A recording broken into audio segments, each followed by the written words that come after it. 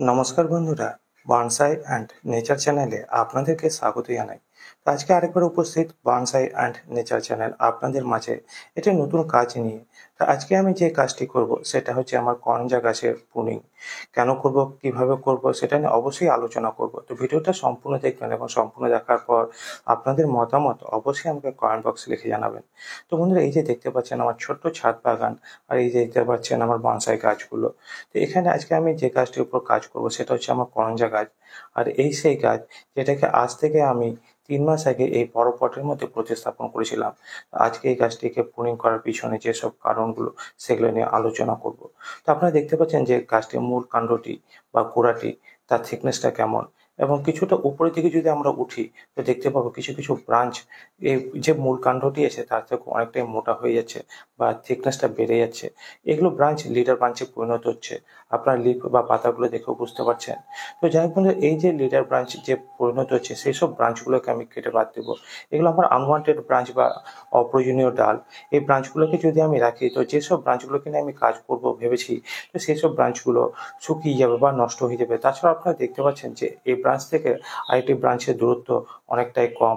তাছাড়াও দেখতে পাচ্ছেন যে উপরে যে পুরোনো ব্রাঞ্চ সেই ব্রাঞ্চের যে থিকনেসটা তার থেকে যে নতুন ব্রাঞ্চে ডেভেলপ করছে সেই সব ব্রাঞ্চের থিকনেসটা অনেকটাই বেশি।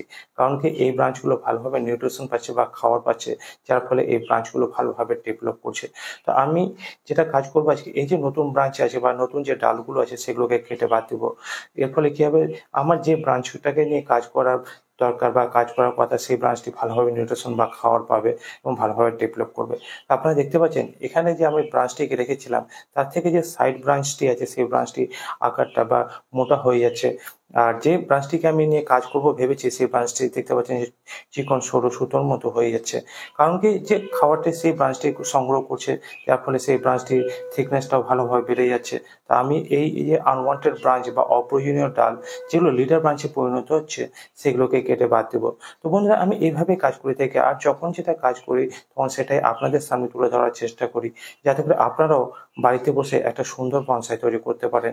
কোন সময় কোন কাজটি করবেন এটা নিয়ে আমি আপনাদের সামনে সবসময় ভিডিও তুলে ধরে থাকি। তো বন্ধুদের কাছে রিকোয়েস্ট, ভিডিওগুলো সম্পূর্ণ দেখবেন এবং সম্পূর্ণ দেখার পর যদি কোনো জায়গায় বুঝতে অসুবিধা হয় অবশ্যই আপনাদের মতামত আমাকে কমেন্ট বক্সে লিখে জানাবেন। তো বন্ধুরা, সাথে থাকুন, পাশে থাকুন, আর দেখতে থাকুন বনসাই অ্যান্ড নেচার চ্যানেল।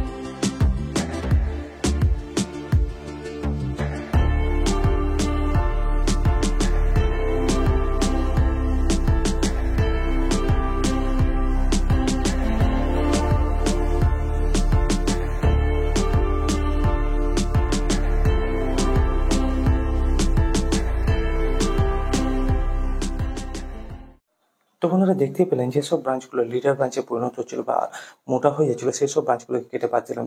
এতে করে কী হবে, যেসব ব্রাঞ্চগুলো আমার প্রয়োজন সেই সব ব্রাঞ্চগুলো ভালোভাবে ডেভেলপ করে তার থিকনেসটা বাড়বে।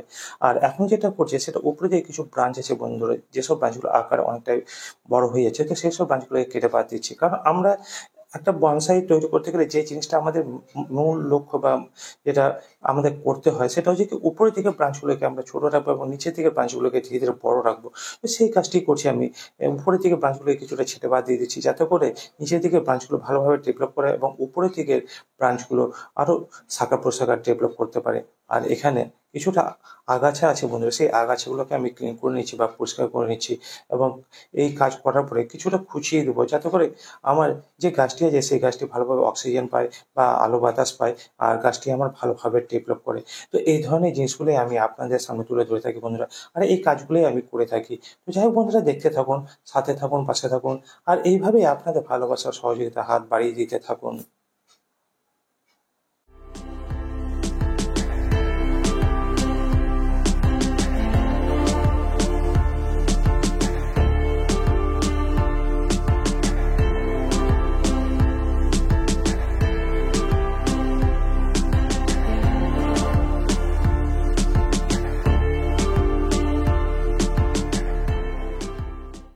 তো বন্ধুরা, এখানে একটি ব্রাঞ্চকে আমি ওয়ারিং করে নিচ্ছি, কারণ কি আমার সাইড ব্রাঞ্চ তো পেয়েছি কিন্তু ব্যাক ব্রাঞ্চ পাইনি আমি। তার জন্য কি করবো, যে ব্রাঞ্চটি আছে উপরে যে চিকন ব্রাঞ্চটি আপনারা দেখতে পাচ্ছেন, এই ব্রাঞ্চটিকে আমি পিছনের দিকে বাঁকিয়ে দেবো, যাতে করে আমার একটা ব্যাক সাইডও ব্রাঞ্চ আমি পেয়ে যাই। তো বন্ধুরা, কেমন লাগছে আমার কাজগুলো তা অবশ্যই আমাকে কমেন্ট বক্সে লিখে জানাবেন। আর যদি আপনাদের কোনো রকম জিজ্ঞাসা বা পরামর্শ থাকে, সেটা অবশ্যই আমাকে কমেন্ট বক্সে লিখে জানাবেন। আমি আপনাদের কমেন্টসের রিপ্লাই অবশ্যই দেবো। তো বন্ধুরা, আজকে এই পর্যন্তই। দেখা হবে আবার নতুন কোনো কাজের উপর ভিডিও নিয়ে বা আপনাদের কোনো কমেন্টসের উপর ভিডিও নিয়ে। তো সেই সব ভিডিওগুলোকে পাওয়ার জন্য অবশ্যই আমার এই ছোট্ট চ্যানেলটিকে সাবস্ক্রাইব করে রাখুন, নোটিফিকেশন বেলটিকে অন করে রাখুন, যাতে করে আমি যখনই নতুন কোনো ভিডিও আপলোড করি তা আপনারা সহজে পেয়ে যান। তো বন্ধুরা, আজকে এ পর্যন্তই।